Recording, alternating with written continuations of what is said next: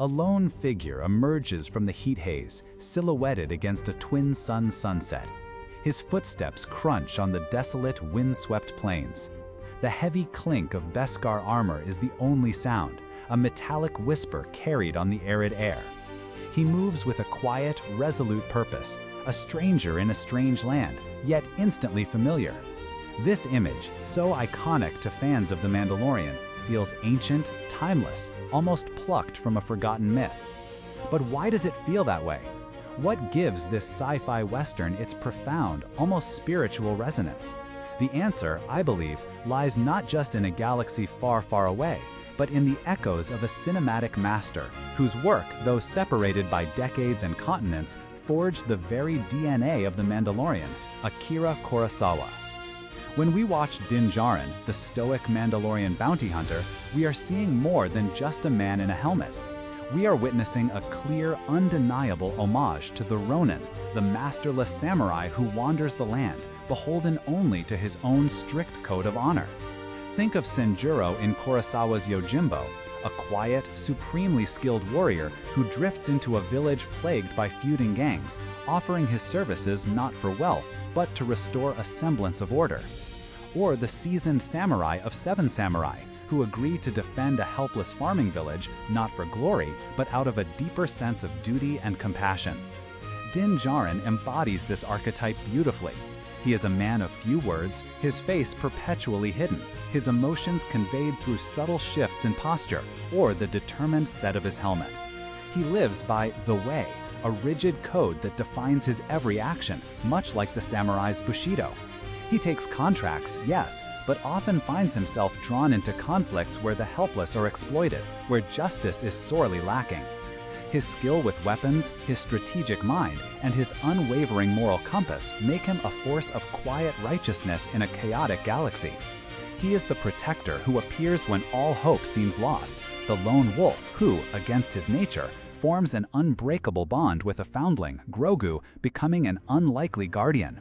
This shift from detached professional to devoted father figure is a core emotional journey, mirroring the samurai who, initially indifferent, comes to deeply care for those he protects.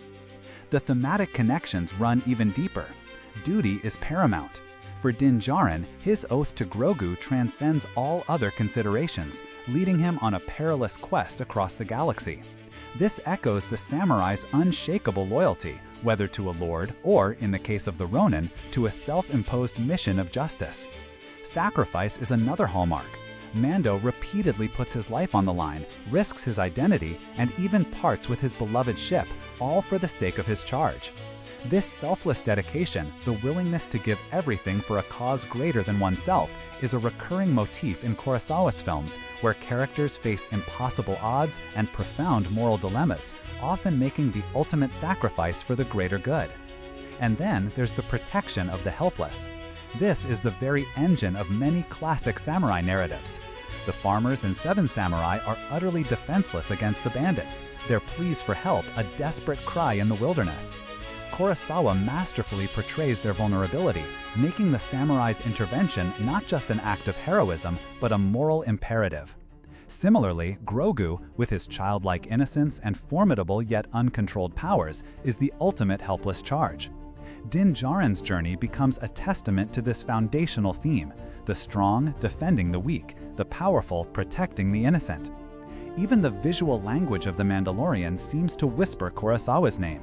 Think of the wide, expansive shots of desolate landscapes, often framing lone figures against vast, indifferent skies, reminiscent of Kurosawa's epic scope. The meticulously composed shots, where characters are often placed off-center or in deep focus, creating a sense of naturalism and raw intimacy. And the action itself, periods of tense, often quiet contemplation suddenly erupt into explosive, brutal bursts of violence. It's not about flashy, continuous action, but about the impact and consequence of each blow, each shot. The way a blaster bolt feels as final as a samurai's katana stroke. This restrained yet potent approach to action is a direct descendant of Kurosawa's groundbreaking choreography, which prioritized clarity, impact, and a sense of raw, visceral reality.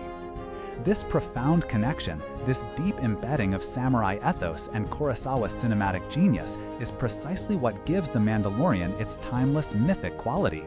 It elevates it beyond a mere space opera, transforming it into a modern fable, a universal story of honor, duty, and the unwavering bond between a protector and the protected. It reminds us that even in a galaxy filled with fantastical creatures and advanced technology, the most powerful stories are often those that resonate with the oldest human truths. It speaks to the enduring power of archetypes, demonstrating that a lone warrior, guided by a strict code, wandering a dangerous land, will always captivate us, regardless of whether his armor is Beskar or steel. So, the next time you watch Din Djarin, observe not just the fantastic creatures or the thrilling action, but the quiet echoes of a cinematic tradition that continues to shape our modern myths. Notice the subtle nods to a master who taught us that true strength lies not just in a weapon, but in the unwavering heart of a hero. Thank you for joining me on this exploration. What other classic influences do you see in The Mandalorian? Or perhaps you have a favorite Kurosawa film that comes to mind. Please share your thoughts in the comments below. If you enjoyed this thoughtful dive, consider subscribing or following for more stories that connect our favorite tales to the deeper currents of history and myth. Until next time, may the Force be with you and may your journey be filled with honor.